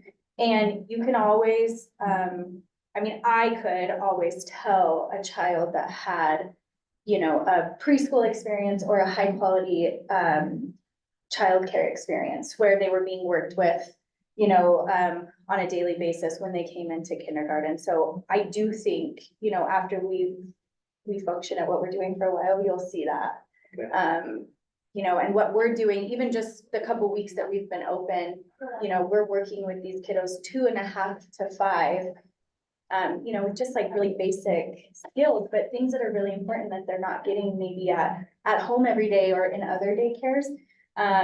Just using scissors, just coloring, just really being intentional with playing and, just having that outdoor fun learning experience. So I think it makes a huge difference. And like socialization. The socialization is huge, yeah. Yeah, in the preschool, like from a business standpoint, makes a lot of sense. We have our infants aging into the program. So we have kind of like built-in enrollment growth. And then as they get older, they're easier to watch in terms of with ratios. So it's a lot easier to make the financials work. When you have for more of us. the older kids. Yeah, the older Yeah. kids, the ratio is so different, Yeah. and your wages are your cost. It kind of, you really couldn't make an infant only center work unless it was extremely expensive or it was fully like very, very subsidized. But preschool center, you can definitely make work without subsidies.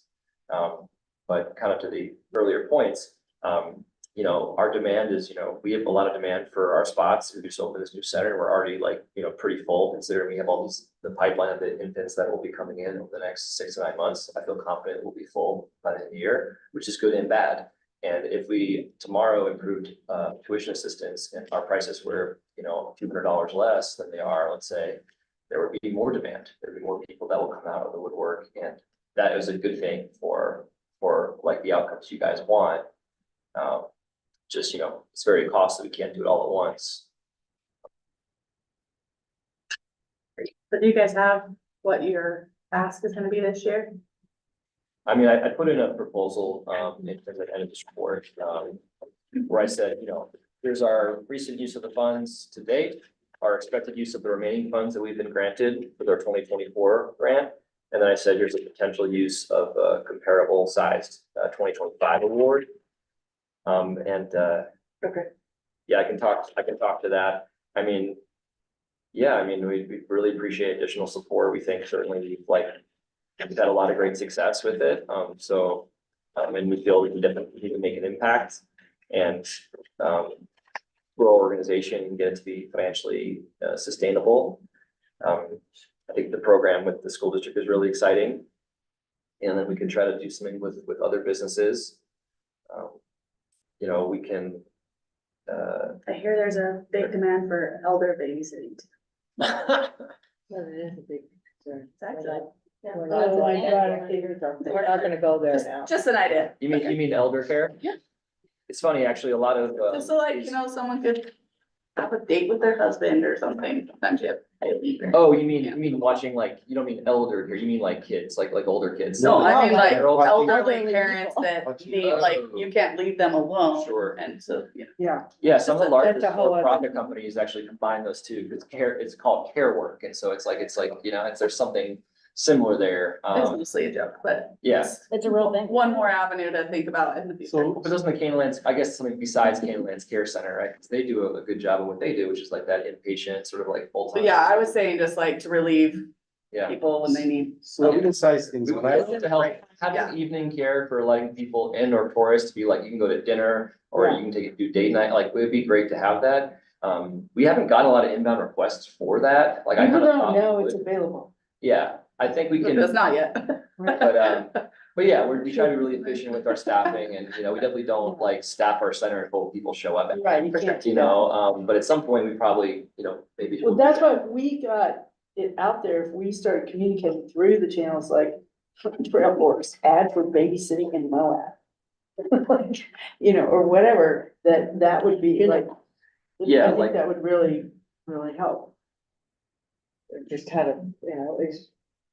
Also, I know like when you have to go through one of those services to find a babysitter or something, a lot of times, especially if you're traveling and you're gonna have.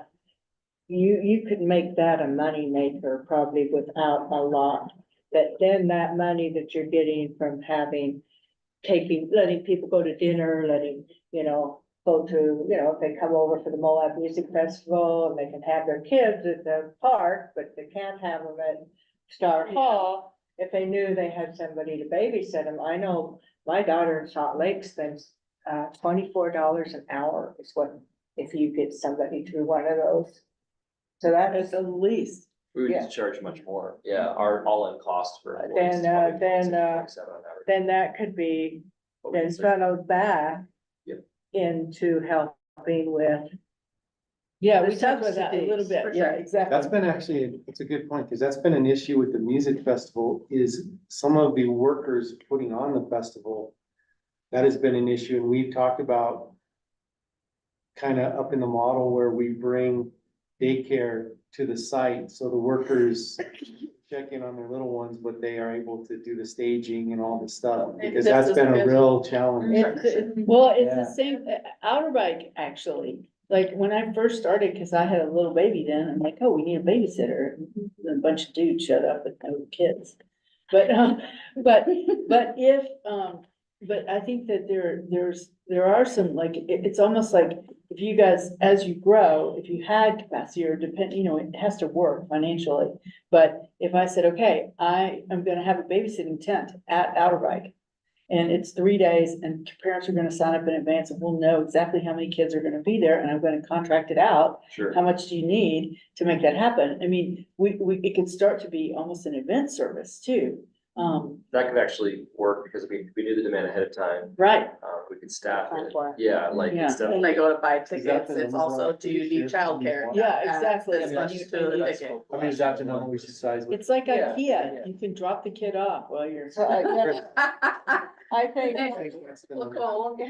I think, yeah, Well, we funding appreciate, our daycare is. yeah, Yeah. obviously there's a need with it. We all wanna jump in and help and give you all the ideas, but you guys are doing a great job. No, I mean, and Appreciate it. yeah, and reach out to me if you guys want to talk more. I mean, the tourist care is certainly a new thing that I've been trying to stage all the different things so we don't get too overwhelmed with our staffing. It's really me and Nikki, the leadership team, you know, and this is such a typical business we run every single day. Yeah, It's just, this is not like, yeah, I mean, I don't know, like, this has made me realize that, like, you know, I had some fancy job in New York City, right? This is way harder. Are you like, I this stared out a place window, super glad you don't thought have about kids? the economy. Well, it's so necessary for our residents. Yeah. I Yes. would want, you know, I mean, the tourist piece is nice, especially if it can help pay for. That's what I was thinking. But if more. it takes away Right. from fulfilling the needs. Yeah, no. Then, you know, that. Yeah. We really wouldn't, yeah, no, it wouldn't do that. If for some reason we like tap into some big thing, I'll like start a separate company that does that, whose single purpose is that, and we'll give the money to this organization. Cause that'd be so like, it'd be potential mission creep, you know, we don't wanna be Right, like serving a whole different group of people, but Right. providing childcare in this town, supporting economic development, like, yeah, that definitely makes a lot of sense, and yeah, I think like, you know, you guys have obviously been, this group has been, you know, like I said, huge in supporting us. But, you know, you could argue that there might be, you know, better areas in the future or potentially in terms of like with the tuition assistance, that could become more of like an economic development line item where it's like a program that we work with together at you, we administer it or something for all the daycares in town. And then also with this kind of tourist stuff, you know, we have all that TRT money we have to spend on advertising promotion. And I mean, and by advertising that there's childcare available, more people could potentially That could come. be a kind of a really cool marketing I think it'd be, opportunity of like, nobody's wow, we doing have that. highly Really trained well. childcare so that you Yeah. can bring the kids. Yeah, and I think that Really makes a difference to having, you know, people who are highly trained and Oh, it's a also huge like difference. provide a super high quality experience. It's clean. You know, with like babysitting, sometimes you get the wrong message with babysitting where it's like just kind of hanging out with your kid. You know, this is something like what we do every day is really awesome, and it's more than that, It's you know? education. Yeah, Bigger it's than education and it's babysitting. early education, you know, that's what my degree's in, and I try really hard to make sure that we're educating early and we're providing a really cool experience for families, you know, the parents are happy when they leave their kids. And they're happy when they pick them up, and that's the biggest thing. Right. I don't wanna just be a babysitter, you know, I want the organization to be more than that, so. Sure, absolutely. I'll get a hold of our lobbyist and ask him who in the state legislators are kind of into this, are, Yeah, and anyway, my I think that's a good mind, idea. you know, because if we could get the state legislators to make a line item for, you know, they're giving money away to people not even knowing what they're doing with it. So might as well give some money to people where we can have some tracking. I think that's a great idea. Yeah, let us know what. We what have- you I'll find out. find out. Yeah, let us Yeah. know. Yeah, we have, What's the lobbyist? well, you know better than me, Mary, it would have to be money from somewhere else, most likely. You know, they do put money to childcare things, like they run that Caravan Childcare Organization. There's a lot of random things they do to try to support the ends they want to see. But in general, I've been, like many people, disappointed in different bills that come in front of the state when it comes to them putting an extra dollar in the pot. Not gonna do it. However, if we package it in a way that it promotes tourism, And which let- then gives them more money. Yeah. Like, stop packaging it as a bleeding heart when we're going to the state. Because a lot of those people don't necessarily have the bleeding heart, you know? Yeah. But if we package it as, this is gonna bring more tourism dollars to the state of Utah. Colette in the governor's office has been pretty supportive of childcare Oh, as be economic clear. development, right? No, I mean, so I think Colette- there are certainly people at the state level. I mean, that- like the state legislature. No, absolutely. I'm just saying Bills, that They've been there are like disappointed. doors to knock on there. So anyway, I think, and we've got plenty of time before, we just have to start working on it now. We can't start working it in January. Yeah, So I'll take that on. if I could add like on this little last bit on this tourist, this TRT thing, you know, I'll reach out to you guys separately to talk about this. One of my, you know, I don't know, I like thinking of ideas. A lot of them don't work out great, but like sometimes, you know, you start a childcare center and it works okay. You know, my thought is, I'm like, we have all that TRT money we have to spend on advertising, which is relatively contentious use of dollars, right? And we always are thinking of what yeah, right, what other ways we can do. We did Star Grant, that obviously was kind of too much the other direction in some ways from other people was, you know, in terms of how the backlash on that. You know, to me, I'm thinking, you could theoretically come to Moab, childcare is free. And the money comes from TRT. Oh, that's not gonna happen. But you know what I mean? Like, That's For $50 an hour. It's the TRT money to advertise the child Yeah, care. exactly. Yeah. And then, I mean, Then they pay for it. I think that could help you guys get, like, fund your mission. yeah, I think there's, logistics aside for a minute, the market's really big and the Yeah. people are willing to pay whatever. And so if we started, and you would end up at the end of the year with cancellation money of $50,000. Like people signing up and then We've had deciding they that. aren't coming to Moab. Yeah, Yeah. I'm just saying, like, if you let people sign up for childcare in advance and they sign up for 4 days and they only use 2, like, fine, you know?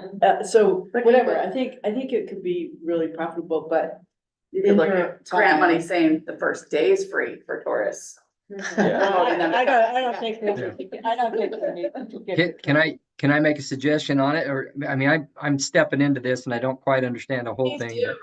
But I wonder if there's something that you could do with the touring companies and, you know, the guides and stuff, where they offer a voucher for that service to clients in some way or another, so that they have vouchers that when people book with them, they can help them out with the childcare or something like that. It might just be something to think about. Yeah, like on the river, you can't take tiny kids, so it's like sign up for the river trip, but it's okay, you have babysitting. I think there's a lot of opportunities To make do so it that and we it- can use that to Yeah. pay for the needs in the community. Yeah, the We trouble could will be- be implementing it. It'll be a little tricky, obviously, like, so we're dipping our toe in, cause like, obviously we can't, it's Yeah. It's a lot. It's a hard business to run as is, like, it's like a factory where there's a lot happening and you're trying to like increase capacity of the factory and like, you don't want the machines to break. Yeah. So like, we're dipping in with like almost no advertising, just a little thing on our website, Yeah. where we get like a few visitors a day, you know, but I'm not worried about the demand side, and I'm excited about it, but we'll know more. You just don't want it all at once. We've been we've been very focused on opening this preschool center, for instance, you know, and then we have to, so it's Well, great it's exciting job. and it's kind of the model that works in a lot of ways for our town, which is sort of, when these tourists are here, and I think it could be great because while they're here, this lets them do more things and spend more money in our town. Exactly. And then we could tell, I think a lot of businesses, to Roger's point, it was like guides, my sense is that they're all super busy doing their best to just hang in there during tourist season and they've got all this deluge of people. But I think, being able to let them know this exists, if you have a person on the phone and you want to make a sale, maybe you could help do that. I was almost thinking initially we could have exclusive deals with the Hoodoo or something, and they would pay us for our spots ahead of time. We could get paid twice or something. But I talked with them, they were kind of like, we're busy doing our own thing, okay. So I don't know, but we're looking at it and thank you for all your ideas and definitely reach out if you want to dive more into this stuff. Yeah. And thank you. Thanks, Thank John. you. Thank you very much. Thanks, yeah, well, hope you guys all also feel very proud of being a part of it as well. Oh, I brag about what you've done all over the state. Yes. Well, we have one final agenda item. This one's gonna be, we can dive into a couple things, but there's 3 board members here. Three voting, so I really just wanna bring a couple things on. We're getting into that time, the rural county grant, for the ones that we have to put in for 2025. So couple things just to bring to everyone's attention. When we are looking at applications, first off, get the word out, let's talk to everybody about putting these the chamber would love it again, but also it's a lot of play right now. So just it's 3 bullet points on page 1 of the packet is just, I think it's a really good thing to bring our attention back to really what this grant is can be included. Business recruitment, development, expansion, workforce training and development, infrastructure, industrial building development, and capital facilities improvements for business development. One thing, just so you know, is we got kind of some coaching from Colette Cox to go look countywide, not just in Moab specific.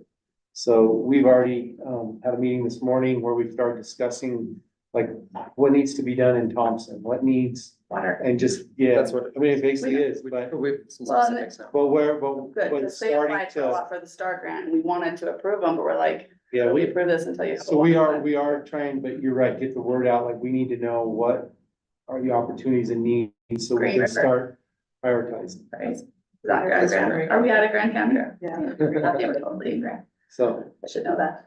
yeah, We don't care about that. I don't care about that. Got it. So that's good to know. So just keep getting the word out.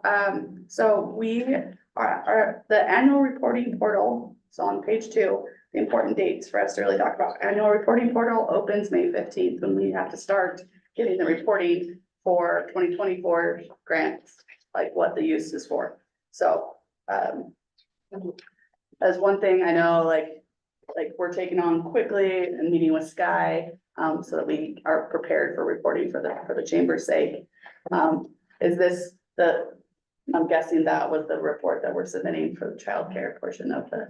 we can talk to Sky, she's been pretty good about coordinating that, and we've had to do that for the STAR grants and All of because the they have to be reporting. compliant back to the state, so And we that need to make sure closes- for compliance. that closes September 1st, but I think as a county, we try to really get that done by June. Not only that, from what I understand, if you can show in your reporting that you used the grant, then it puts you back where you can get back in line. Is For the that next right, grant, Mary? yeah. That you can, You even though have you to may have- have a exactly. 2-year award. Yeah. If you, and so I know on the Arroyo County, or Arroyo Crossing, MACLU, when that last one was awarded, they said, hey, if they can use this by July, that would be helpful if they want to get back in the queue, so. Right. But, and then you talk to Sky, she'll tell you, yes, you can use it up, but then the part that comes on the back is the reporting that then you have to show, so for the instance with the chamber, I know that stuff's earmarked and stuff, so it's gotta be, But we want it Really actually, we reporting. want it spent by July 1st, so, we'll just yeah, reiterate that so. to everybody. So for me, that's the big ones is just let's start getting applications in, because we're gonna have, it's always a lot of time for when we start actually looking at the applications to approve. And I think, I mean, when you say applications, I mean, we don't have a formal application process, right? So what we mean by that is just, Want to? well, I don't People know. basically say they have like a, Just right, like a letter of interest to Reaching out come in and then to they come in. Placer Sky. Right. Or are we, I mean, I think in the past too, before you were on board, we had, I think, advertised that we were doing specific Yeah. grants for, maybe before. Definitely you the two. STAR grants were, It Those was were before advertised, the STAR but that grants. was It was different. before the Yeah. STAR grant. So if it was before the STAR grant, I wasn't on the board either, so I don't know what our So historical. we've done it differently, it seems like every year. So maybe that's what we should do today. We're not gonna vote on it because Yeah, we how- need more how do we board wanna- members, but let's talk about some, can we come up with some ideas of how we get the word out and what is, Yeah, what is your What are we department? looking for? What are we looking to find? What are we looking to so find? yeah. How mean, much money is it? Two hundred thousand. Two different grants, though. Two- There's the But we're just Rural talking County about- Grant Program, Right. which is $200,000 that we can split up in any way that we want to. Okay. I mean, and the state and the commission have to approve it, Yeah, but they can be chunks to different organizations. And then we have one larger grant, that's the Rural County Opportunity Grant, that can be up to $600,000. And that's a single thing, a single Which project. the city got last year for 2024. And that one That's that what's funding requires, this part. Chris, does that one require matching from the That county? requires some level of matching, but it isn't 20%. here. No, it's a, It's pretty small and it can be matching. so from I various think it actually sources. has changed. That's 20%, yeah. If you go to like the rural counties, it has Fifth its class, right? specific, Camp Grand County. where did I say? Grand it? County's fifth class, right? Yes, 20%. is it 20%? Okay. Yeah, so it does require 20% of the match. okay, and that's, it's only, is it available? Well, it's not available for private business. It's, 600,000? it is We just have possible, to it has sub- to have county it has to- support, We have to submit it. and then it can be, it is available for private, but it doesn't have to be private business. Gosh. But they, It's a you can't competitive pool. apply for like 6 of them though, like if you really just We have want to to put pick all one. your weight behind one. Right, I get it, but I'm trying to think of. And the city will also apply probably on their Well, own. the I mean, airport was so our like the big thing, city got it last right? year But and then we Paulette was got like, another one that helped she was support. thinking infrastructure of the legislation process. would So probably those are two be examples. better to Right. of address what the it's gone airport. to. The than city is this using it for. Right, one, Which municipal makes total department. sense. Right, okay, So got it. do we want to ask for like letters of interest then? Like what do you guys, Just for our regular rural county. right, for the rural county one first? So that is for businesses. They're both for It's- businesses. Yeah, it's They- this, it's to do the three things that she just said. Right, business recruitment, Okay, but it development, could be, extension. but the city's not a business, so that's, I'm just saying. But, so, The Cause they recipient can be apply on out their own, there. and we were trying to partner with them, right? To get a bigger grant. for the But we city, could, and they we didn't Well, that could was on theoretically the apply for the opportunity. grant if it for the county specifically, if it's an infrastructure. You're thing. asking me, I'm saying this honestly, I would defer to Sky, Forest and Chris. Because they have been very successful in doing this to the point that I think the governor's Office of Economic Opportunity really appreciates the phased approach they took, especially with the Arroyo Crossing. And I don't know, how did you find those projects? Was that They a? came to us. open It's been an announcement informal or- process is what we've used so far. Mhm. And I think we've managed to be successful, but I think that, I don't know, The we, mark on, There hold could on, be- I think don't we have can do the better Okay. by casting a broader net and inviting more people into the process. The projects that come on board end up being people that are involved enough in the government. They that they're already aware of know the that we're doing grants. this. Yeah, they're So not. you're saying we need to get the word out to people that might not even know, Yeah. because the guy we met with today didn't know about this Exactly, opportunity. For exactly. Thompson's. I mean, that only happened Yeah. because Colette pushed us to do something like I'm still that, right? really confused.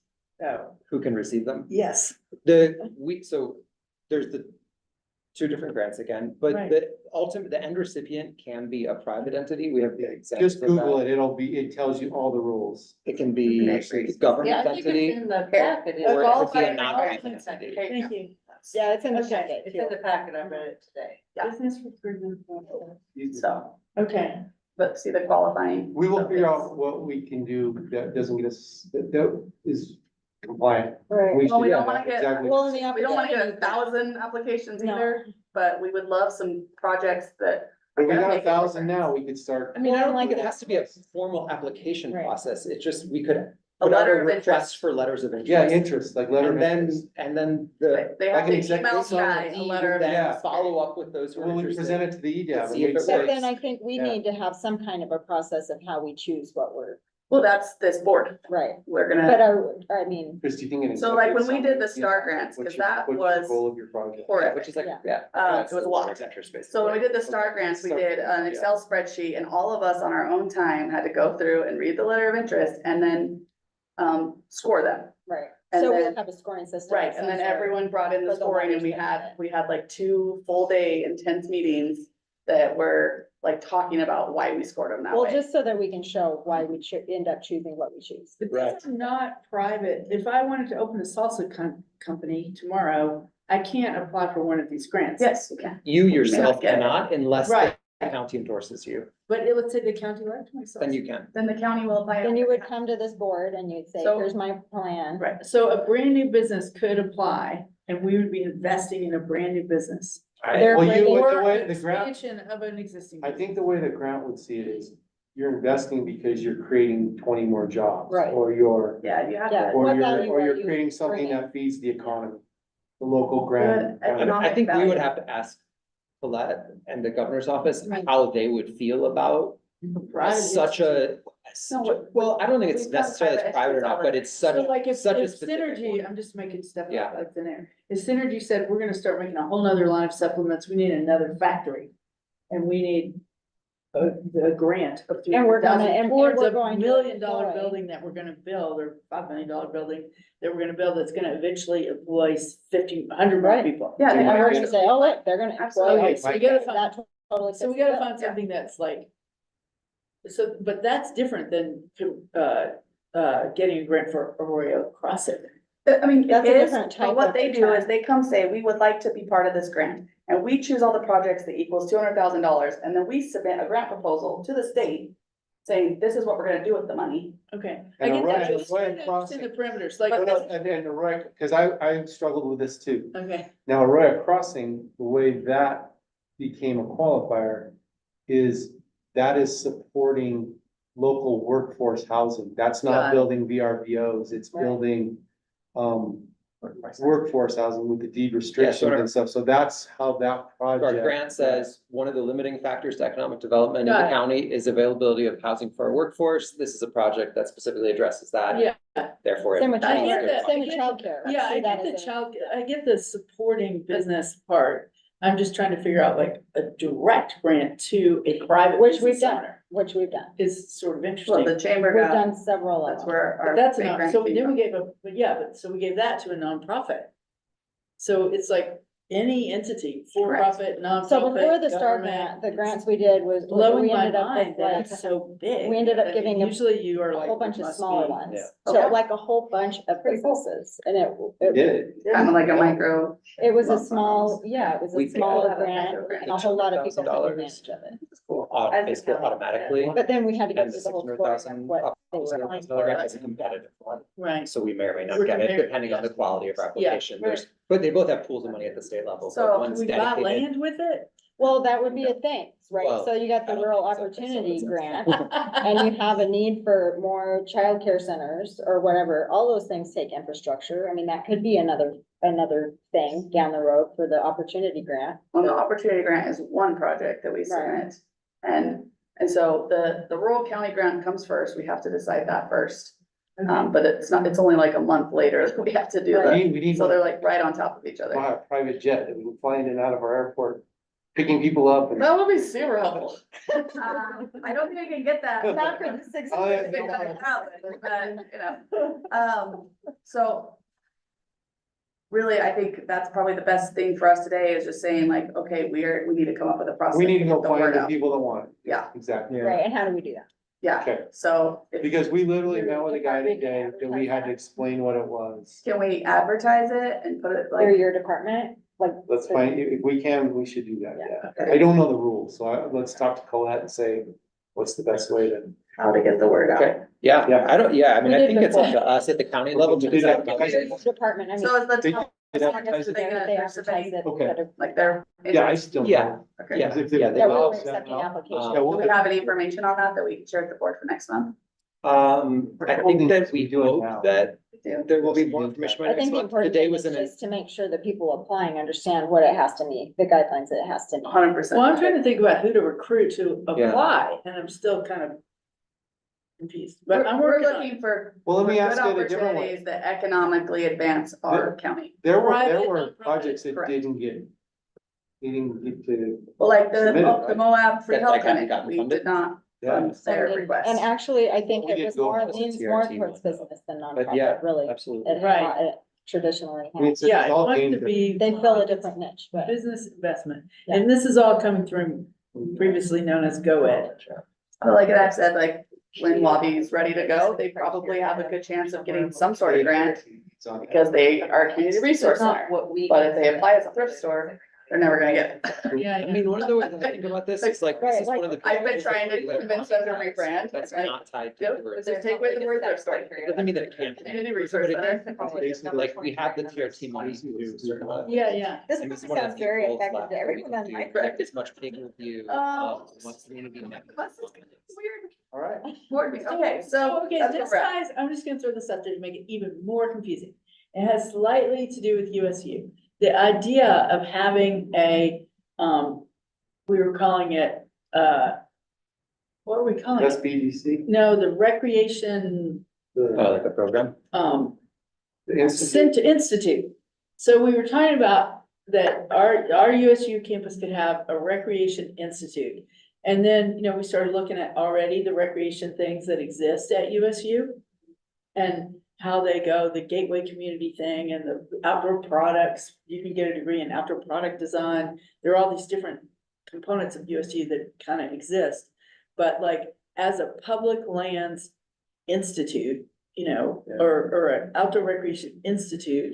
And the idea was that if we had this institute at USU, then we would have more conferences and learn more. And I think that we have the opportunity to be, like, all these recreation communities across the country and the world have the same problems that we're having. Airbnbs taking over, blah, blah, blah, the same list. So if we would get the smarter and better and have the conversation, it also puts Moab in this, like, recreation expert Utah place. State has to wanna do that and give us a letter of interest. From what I recall with the conversation with Colette, she suggested that we couldn't like fund education because that's a different line item on the state She did say budget. that, didn't she? But we can do things in cooperation with educational institutions that support the community and economic Like, development. of the we community. helped fund several years of an SBDC salary. Right. Cassie, since you, will learn more about this being a recipient, can the chamber also get the word out about these grants and, Absolutely. Sure. yeah, okay.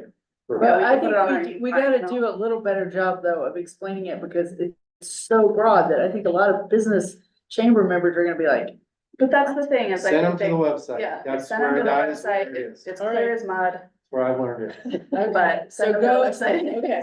Go Well, to the- I will, I'll We learn about it, but we could have, if it would be helpful, like, if we have on a website that's EDT hosted and examples of past projects funded by. Yeah, we could do that. That's a good idea. That That would would give help a lot. people I a wonder vision. if Colette would come down and do a chamber luncheon, I bet she would. She will zip in. and she not a Zoom, also- I need her in person. She does that at every, like UAC and Tia, she gets up and gives the presentation about these grants, what you need to do to apply, Let's do how the that. office Have her works, on and contact. she has like We a can tear do so. sheet. We have because- videos. She represents our county and the others, so she's trying to get us to Yeah, be she's an advocate successful for on us, these grants. All right, well, that's awesome, and just it's so, rare that I can't think of something right away that needs money, so. I mean, we've got some things like, okay, any In our other down- future agenda items that we need to consider? but That'll probably be our focus here for the That next. will meeting. be, so, well, thanks, everybody, that was like really collaborative and Yeah. lots of Hey, good ideas. can I bring up one thing? Yes, Thanks for inviting me to this meeting. Do you guys know about the BOI reports? Has that been a topic of conversation in chamber meetings and in the community of businesses? Are you Tell me more. familiar? Tell us more, what Tell does me it stand more. for? All right. So Well, we didn't want a meeting with you anyway, Roger. Or should this be an agenda item for our next meeting? Now too, tell us which what it she is just first. asked? So what- It's possible, true, but you may not have time, and let me explain. So this is called the Beneficial Ownership Information Report. Oh, yeah, I'm familiar. BOIR. And for businesses that have registered after January 1st, if they've registered a business after January 1st, they have 90 days to file a BOI report. And if not, it's a $500 a day fine, up to $10,000 and 2 years in prison. It's a big deal. They've been, nobody really paid it. Nobody really paid it. You need Paid to hear about attention to it, but it's real. If you go out to the Department of the Secretary of State and the Division of Corporations, they're even now trying to get the word out to people. Yeah, look it up, because I think if you were already in business, you had, was it longer, Roger? You Yeah, had if you- longer prior already to in business? prior to No, January, there's a list. yeah, That's prior to specific to January this 1, you have tax. until January 2025. Yeah. And so it's for new businesses after January 1st that I hope, and we're trying to get the word out to them. I've done some presentations in the chambers here on the BOI reporting. Can you email me some information? Some information on it. Yeah, like I What always is said, the word this is BOI? okay. BOI. what is it? Beneficial ownership We're done. information. Yeah, It doesn't even BOIR. That doesn't even It's a have government the thing. word. The beneficial owner tells you who Ownership. actually owns the business. Yeah, if you own the business, you have to fill it out. Yeah, and it's for people that even if they have a leadership role in a company and they don't own, it's for everybody that owns 25% or more has to be reported on that report. Or if they're in a leadership role like a president or a CEO that may not have equity ownership to those amounts of shares, they still have to be reported. So my CPA doesn't tell me to do Yeah, this, it's a like separate who's supposed to thing. tell me? Yeah, what literally, I'm I've supposed never, to my do? CPA hasn't Yeah, said. it's In some cases, your CPA may have filed that for you, or for businesses, but a lot of these new startups, they don't know anything about it. And I'm not thinking about the startup so much as all the Well, I businesses, have an the LLC. existing Yeah. businesses that. Okay, we should put this as a Maybe. discussion item. Yeah. BOI. All right. Makes no Thank you, sense. Roger. Thank you, Roger. you're Thank sure you, welcome. Roger. Let me know All how right, I can we're- help. Great. Thanks, It's a Shaylee. federal requirement. Thank you. Yeah.